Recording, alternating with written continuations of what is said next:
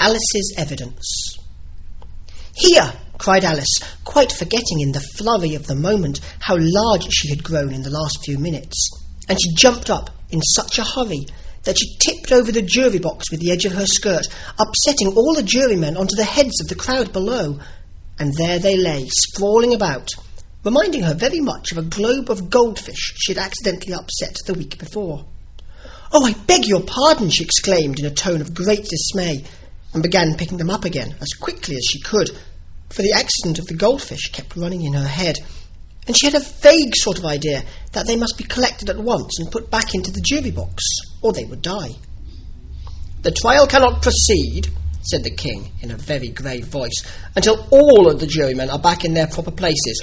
All," he repeated with great emphasis, looking hard at Alice as he said so. Alice looked at the jury box and saw that, in her haste, she had put the lizard in head downwards, and the poor little thing was waving its tail about in a melancholy way, being quite unable to move. She soon got it out again and put it right. "Not that it signifies much," she said to herself. "I should think it would be quite as much use in the trial one way up as the other." As soon as the jury had a little recovered from the shock of being upset, and their slates and pencils had been found and handed back to them, they set to work very diligently to write out a history of the accident, all except the lizard, who seemed too much overcome to do anything but sit with its mouth open, gazing up into the roof of the court. "What do you know about this business?" the king said to Alice. "Nothing," said Alice. "Nothing whatever?" persisted the king. "Nothing whatever," said Alice. "That's very important," the king said, turning to the jury. They were just beginning to write this down on their slates when the white rabbit interrupted. "Unimportant, your majesty means, of course," he said in a very respectful tone, but frowning and making faces at him as he spoke. "Unimportant, of course, I meant," the king hastily said, and went on to himself in an undertone. "Important, unimportant, unimportant, important," as if he was trying which word sounded best. Some of the jury wrote it down important, and some unimportant. Alice could see this, as she was near enough to look over their slates, but it doesn't matter a bit, she thought to herself. At this moment the king, who had been for some time busily writing in his notebook, cackled out, "Silence!" and read out from his book, "Rule 42. All persons more than a mile high to leave the court." Everybody looked at Alice. "I'm not a mile high," said Alice. "You are," said the king. "Nearly 2 miles high," added the queen. "Well, I shan't go, at any rate," said Alice. "Beside, that's not a regular rule. You invented it just now." "It's the oldest rule in the book," said the king. "Then it ought to be number 1, said Alice. The king turned pale and shut his notebook hastily. "Consider your verdict," he said to the jury in a low, trembling voice. "There's more evidence to come yet, please your majesty," said the white rabbit, jumping up in a great hurry. "This paper has just been picked up." "What's in it?" said the queen. "I haven't opened it yet," said the white rabbit, "but it seems to be a letter written by the prisoner to somebody." "It must have been that," said the king, "unless it was written to nobody, which isn't usual, you know." "Who is it directed to?" said one of the jurymen. "It isn't directed at all," said the white letter. "In fact, there's nothing written on the outside." He unfolded the paper as he spoke and added, "It isn't a letter after all. It's a set of verses." "Are they in the prisoner's handwriting?" asked another of the jurymen. "No, they're not," said the white rabbit, "and that's the queerest thing about it." The jury all looked puzzled. "He must have imitated somebody else's hand," said the king. The jury all brightened up again. "Please, your majesty," said the knave, "I didn't write it, and they can't prove I did. There's no name signed at the end." "If you didn't sign it," said the king, "that only makes the matter worse. You must have meant some mischief, or else you'd have signed your name like an honest man." There was a general clapping of hands at this. It was the first really clever thing the king had said that day. "That proves his guilt," said the queen. "It proves nothing of the sort," said Alice. "Why, you don't even know what they're about." "Read them," said the king. The White Rabbit put on his spectacles. "Where shall I begin, please your Majesty?" he asked. "Begin at the beginning," the King said gravely, "and go on till you come to the end, then stop." These were the verses the White Rabbit read. "They told me you had been to her and mentioned me to him. She gave me a good character, but said I could not swim. He sent them word I had not gone. We know it to be true. If she would push the matter on, what would become of you? I gave her 1, they gave him 2, you gave us 3 or more. They all returned from him to you, though they were mine before. If I or she should chance to be involved in this affair, he trusts to you to set them free, exactly as we were. My notion was that you had been, before she had this fit, an obstacle that came between him and ourselves and it. Don't let him know she liked them best, for this must ever be a secret kept from all the rest, between yourself and me." "That's the most important piece of evidence we've heard yet," said the King, rubbing his hands. "And now let the jury, if any one of them can explain it," said Alice. She had grown so large in the last few minutes that she wasn't a bit afraid of interrupting him. "I'll give him 6pence. I don't believe there's an atom of meaning in it." The jury all wrote this down on their slates. She doesn't believe there's an atom of meaning in it. But none of them attempted to explain the paper.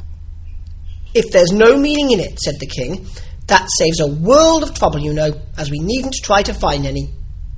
And yet I don't know," he went on, spreading out the verses on his knee and looking at them all with one eye. "I seem to see some meaning in them, after all. Said I could not swim. You can't swim, can you?" he added, turning to the knave. The knave shook his head sadly. "Do I look like it?" he said, which he certainly did not, being made entirely of cardboard. "All right so far," said the King, and he went on muttering over the verses to himself.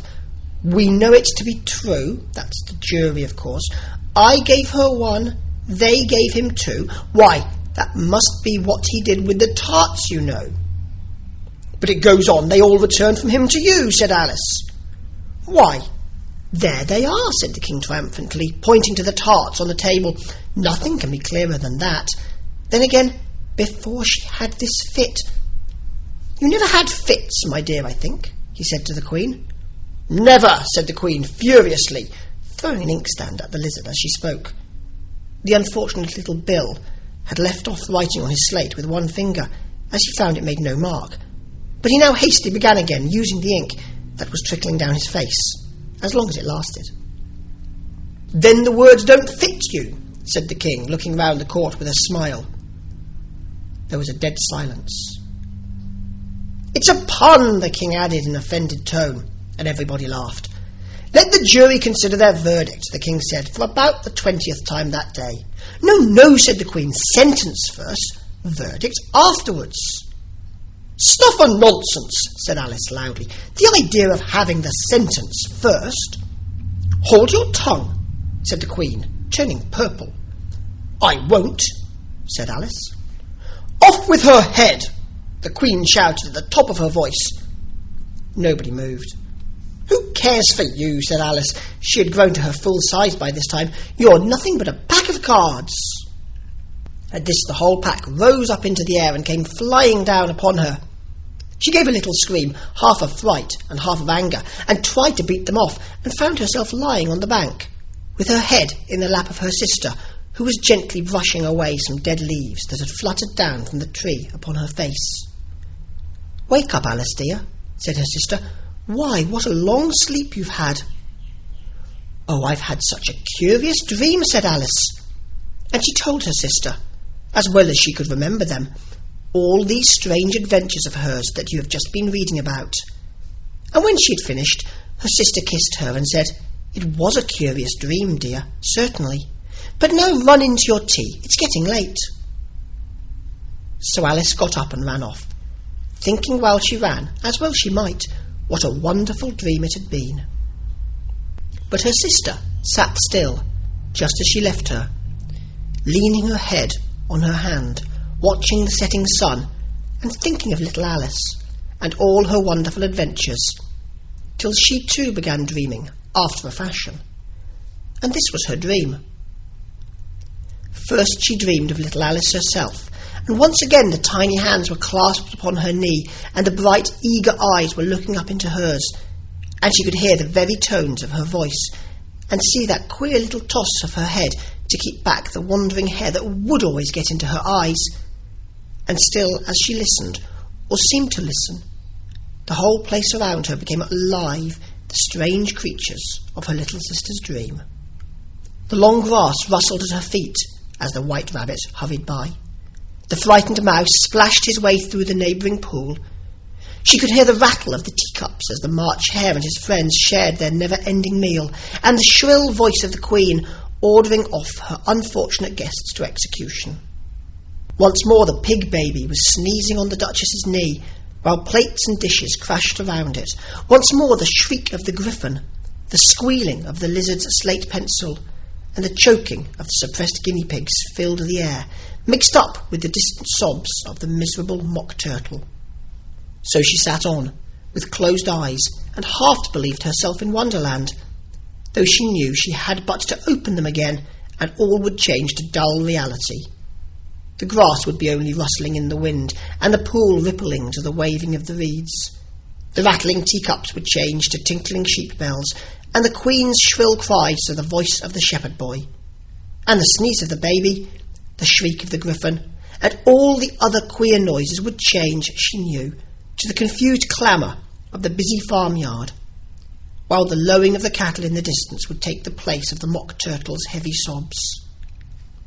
Lastly, she pictured to herself how this same little sister of hers would, in the aftertime, be herself a grown woman, and how she would keep, through all her riper years, the simple and loving heart of her childhood, and how she would gather about her other little children, and make their eyes bright and eager with many a strange tale, perhaps even with the dream of Wonderland of long ago, and how she would feel with all their simple sorrows, and find a pleasure in all their simple joys, remembering her own child life and the happy summer days.